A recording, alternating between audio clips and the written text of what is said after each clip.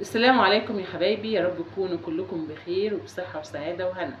بعد غياب طويل رجعت لكم بحلقة أتمنى تعجبكم بإذن الله. احنا كمجتمع مصري بقينا بنعاني من حاجة اسمها البلطجة. أنا النهاردة هتكلم عن النموذج اللي كلنا شفناه اللي هو اسمه شهاب. شهاب دوت هو يعني شاب صغير، كان سواق توك توك، وطبعا شفنا هو عمل ايه، وعمل حركة بمراخيره، وعمل اتكلم باسلوب مش كويس. يعني كلنا بلا استثناء رافضين ان هو يتكلم كده بالاسلوب دوت، لان هو كده مش اسلوب مهذب، ولا حتى علشان خاطر ان هو يبان ان هو يعني كإنسان ان هو يبقى يعني مقبول في المجتمع.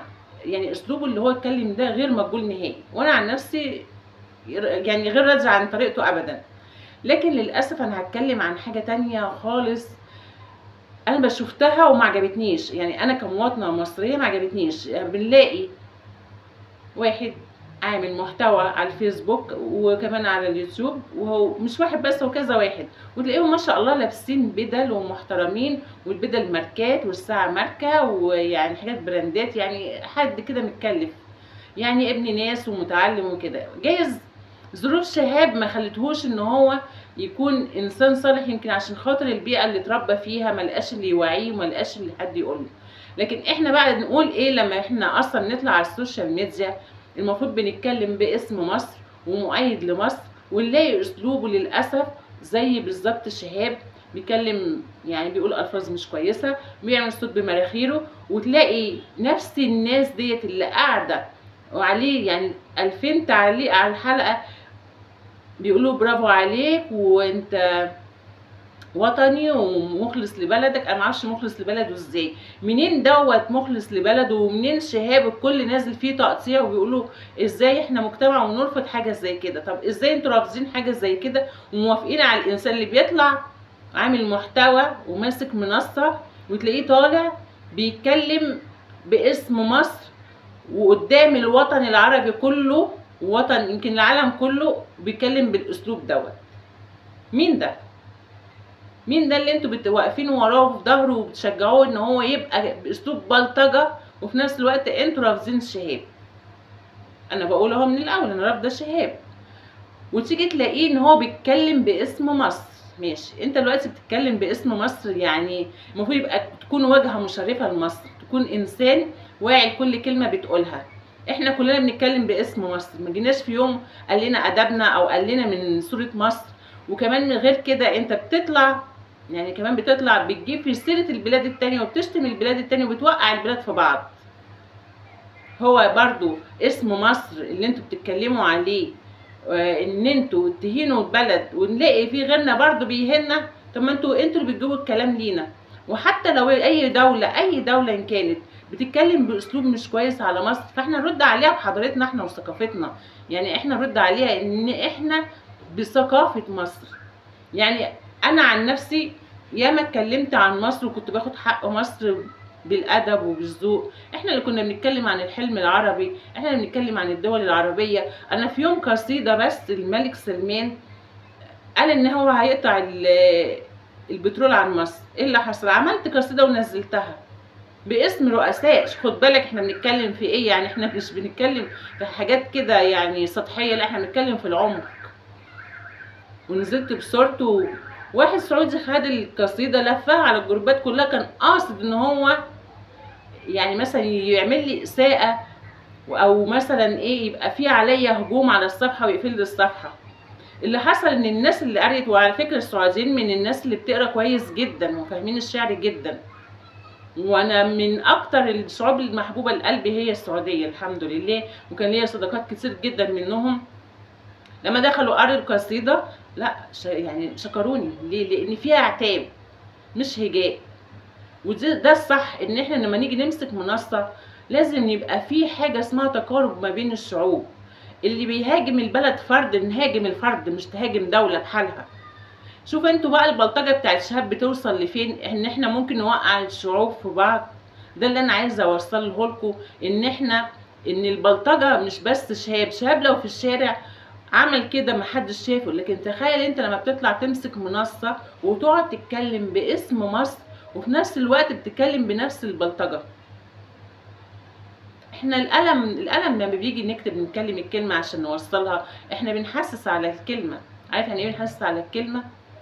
عشان نوصلها، علشان بحيث تبقى الكلمة واصلة صح. الكلمة ممكن نقعد ساعة نكتبها عشان نوصلها صح، لكن انت لما تيجي تمسك منصة ونلاقي في كمية البلطجة بالشتايم والاسلوب اللي احنا المفروض مصر كلها ترفضه، يبقى انا هرفض شهاب اللي على اللي في الشارع، وهرفض كمان شهاب اللي في الفيسبوك. ايه اللي وصل شهاب لكده وشباب كتير للموضوع دوت؟ هقول لك ليه. لان مفيش عندهم حد بيراقب وراهم، ملهوش عيله تقول له انت بتعمل ايه. سابوا لي الشارع، شال المسؤوليه اكبر من سنه. هو سنه 15 سنه، يعني هو سنه 15 سنه. بنقول ان الافلام بتعلمهم، الافلام هي اللي بتعلم الشباب. طب ماشي، هي الافلام بتعلم الشباب. هو لما واحد بيقعد يتفرج على فيلم بيتفرج عليه خلاص، اتفرج عليه وانتهى. لكن الموضوع بقى اكبر من كده. انتوا تعرفوا ان دلوقتي في اغاني بتشجع ان الشباب تنزل ماسكه سلاح، ان الشباب تشرب مخدرات. انا لما معايا مش مجموعه، هو شخص واحد في عامل شويه اغاني، يعني اغاني اللي هي بيقول عليها الشعبيه، يعني مكسره الدنيا والشباب كلها بتسمعها. يعني انا لو قلت لكم على كم بس، يعني كم حته كده منها هقول لكم. يعني حته بيقول ايه، الكام برشامه مشغلني، بقيت بفركش المصالب، لعبت جوله مع خصمي، الظابط خد خبر نزلني على التلاجة وقت شحني، على العادي يلا الله الغالب. يعني هو بيقول لك الكام برشامه، يعني هو بيقول لك كمان ان هو بيتعاطى. يعني كمان احنا بنشوف ناس بتشجع على التعاطي. يعني كمان في هنا حته فيها مخدرات. الحته التانيه بيقول له ايه، بصحى بسن سلاحي وبنزل اقول هل يوجد حد طالبني. يعني هل يوجد، يعني مش فاهمه انا هل يوجد في الحته ديت يعني. المهم ان هو بيصحى بيسن سلاحه وينزل يقول هل يوجد حد طالبني. يعني انا اهو للخناقات اهو، انا نازل ومعاه سلاح، حد عاوز يتعارك انا موجود. مين فيكم عايز ايه يلعبني؟ يا نهار ابيض الكلام ده بيتقال. تخيل انتوا بقى كل يوم ولادنا في دماغهم الكلام ده، يبقى سايق التوك توك او واحده راكبه ميكروباص بتسمع الكلام ده، او واحد بيسمع الكلام ده. الكلام ده عامل زي المخدرات بيدخل المخ، وشبابنا كلهم حافظينه. ومش بس كده، لا ده في كمان ناس بتاخد الكلام ده بتطبقه. وهو يقول لك بقى الكلام التاني اللي جاي ايه، صاحبي الخاين فردة جزمه، ده ورا الحرمه في كل مكان، كل ما اقول له انا عايزك انزل يقول لي انا اسف تعبان، وينزل صورني النايت مع الحريم قاعد سهران، واضح انك تعبان يا زميل لكن تعبان عن النسوان. تخيل لما انا اكون راكبه بقى ميكروباص والاغاني دي شغاله، اغاني بتشجع على الفسق، اغاني بتشجع على الزنا، في اغاني كده، اغاني بتشجع ان هم يعني على الدعاره وعلى المخدرات والضرب والبلطجه. فين المصنفات الفنيه للحاجات اللي بتحصل ديت؟ فين الناس اللي الاغاني دي نازله على اليوتيوب؟ على فكره الاغاني دي موجوده على كمان على جوجل. لو دخلت وكتبت اسامي واكتب كده اغاني شعبيه مكتوبه هتلاقي البدع. انا في كلام معايا تاني والله انا اتكسف ان انا اقوله، لا ما ينفعش ان هو يتقال، عيب. مين اللي بيكتب لكم الكلام ده؟ الكلام ده مش حد مصري هو اللي كاتبه، ده حد جاي من بره هو اللي كاتبه لكم عشان تقولوه، عشان يتوزع بين الشباب، عامل زي مخدرات كده بتتعمل. ولما واحد فيكم انتوا يا بتوع المهرجانات الشعبيه يموت، يقول لك ايه، لا خلاص كده بقى محدش يسمع اغانيه. ليه يا حبيبي؟ ما هو اصلا وهو عايش كنتوا بنسمعها، يبقى لما يموت هنشيلها ليه؟ عشان حرام؟ طب ما هو مش حرام وهو عايش، وحلال وهو ميت. طب ما هي كانت فلوسه حرام وعيشته حرام، لان هو بيبوظ جيل، لان في ناس اتأذت بسببكم، في جيل اتشوه بسببكم، بسبب الاغاني وبسبب اللي انتوا بتقولوه لهم وتحشوا في دماغهم ان يسن سلاحه واللي مش عارفه ينزل يعمل ايه كلام ما يتقالش. يعني احنا دلوقتي قدام جيل ضايع مننا مع الاغاني ومع الافلام ومع حاجات هو بيسمعها وحاجات هو بيشوفها في المجتمع. احنا رايحه بينا الدنيا على فين؟ او شباب رايحين فين؟ الشباب كله ضايع. الا من رحم ربي. طب فين الرقابه؟ مفيش رقابه. فين اللي يمنع الكلام ده؟ فين المصنفات الفنيه؟ مفيش. شبابنا رايح فين؟ الله اعلم. إيه اللي بنسمعه احنا كستات حتى لما بننزل الشوارع بالكلام بيدخل دماغنا؟ معرفش. مصر رايحه على فين؟ مش عارفه.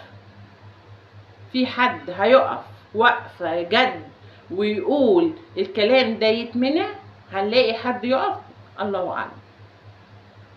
الذوق المصري بيتغير والبلطجه بتزيد كل يوم عن يوم. حاله شهاب مش حاله واحده، ده حالات كتير اللي بنلاقيه نازل بلطجي في الشوارع. بقينا نشوف البلطجيه على السوشيال ميديا بنسقف لهم نقول لهم برافو، ده انتوا عشان وطنيين وبنحب مصر. اصل انا كده بحب مصر. لا، مش بتحب مصر، انت بتشوه سمعه مصر. ازاي واحد زي ده على السوشيال ميديا انتم موافقين ان هو يقول كده، وواحد تاني بره لا، كلنا هنقف ونسن السكاكين ونقطعه؟ ليه؟ المبدأ يبقى واحد. زي ما انت هتحاسب شهاب، حاسبوا الناس اللي تطلع على السوشيال ميديا كمان، اللي هي الميديا اللي طالعه تشوه صوره مصر واسم مصر. انا هكتفي النهارده بالجزء ده لان لسه في اجزاء تانية عن البلطجه هنتكلم فيها ان شاء الله. والسلام عليكم.